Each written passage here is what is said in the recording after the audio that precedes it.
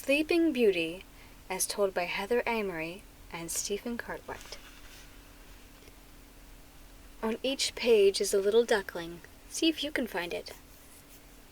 This is a good, kind king and his queen. After many years, the queen has a baby girl. The king and queen are delighted and love the little princess. The baby princess is christened. 6 good fairies come to the feast at the palace. The king forgets to invite the 7th fairy, who is nasty and wicked.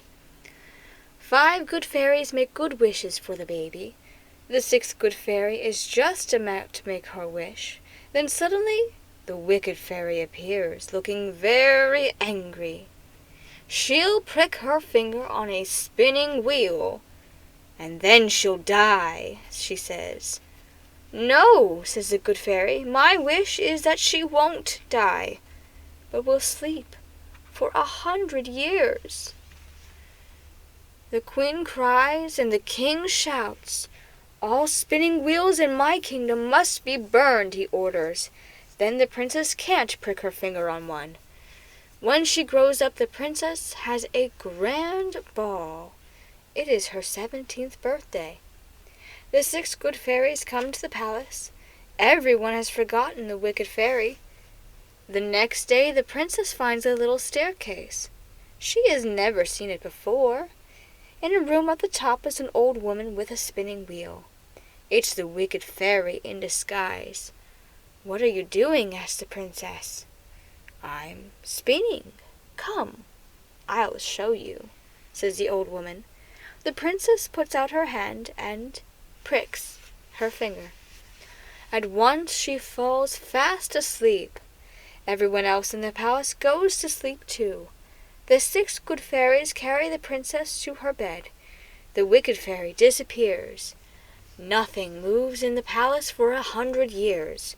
Outside, a thick forest grows up around it. Only the roof shows above the treetops. The good fairies watch over the palace. Then a young prince walks near the palace. He sees the roof and asks an old man about it. A princess sleeps in there, he says, but there's no way in. The prince walks to the palace, and the trees move apart and let him through. He runs up the steps and in through the open door. It is very quiet. The prince finds the princess asleep. She is so beautiful he kisses her very gently. She opens her eyes and smiles. You've come at last, she says. Everyone in the palace wakes up. I'm hungry, says the king.